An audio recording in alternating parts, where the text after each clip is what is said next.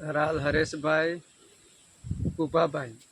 હું બોલતો તો મારા ભાઈને બોલતો તો ને પછી રાઈ આવતા કાંતિ મણા પછી જોગા જટા પછી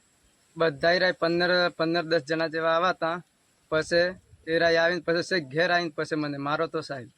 એ રાય લોકોએ આવીને પછી પોસના સરના ગળામાં જો એ રાય આવ્યા મારી કૂટ માર જબર કરી હો પછી એ રાય આવી લોકો ને પછી એરાય આવ્યા પછી ને પછી મારી પાસે જતા રહ્યા એરાય ઘેર જાય ને પછી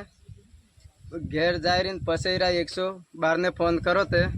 પછી એરાય મોડા પછી આવા હે હું પછી મારા ભાઈ ને મારા બેન બોલાબોલ ચાલુ હતી હો ને પછી એરાય આવે છે ઘેર આવીને હું ઊંઘી રહેલો હતો હો ને પછી ઊંઘી રહેલા ને પછી હસમુખ જટાએ આવીને કીધું હો જોગા જટાએ ને હસમુખ જટાએ આવીને કીધું હો મને કે આ રોજ છે સાહેબ આ રોજ ઓને જ પકડવાનો ઓને જ મારવાનો છે એમ કરીને કીધું હે તો પછી હું જબરજસ્તી પછી મને ખસેડ્યો હોય પછી કૂટ માર તો લાતો બહુ મારી હે મને લકડીઓ મારી હે ને બધું મારું હે મને લાતો મારી હે બૂટો ની ભરી લઈને બધું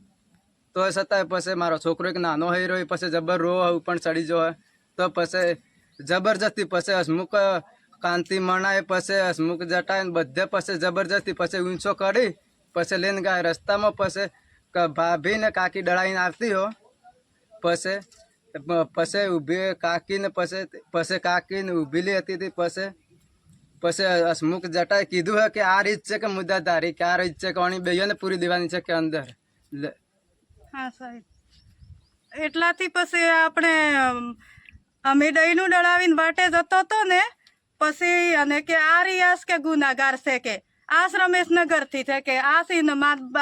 મા ને સાસુ છે કે નથી ટીક દેતીઓ કે આને લઈ જવાની છે થોડે એમ કરીને મારી ખસેટીને મને લઈ જાય મહિલા વગેણીઓ લઈ જાય અંદર ગાલી દેતી એટલે મેં કીધું કે સાહેબ મમ્મા હું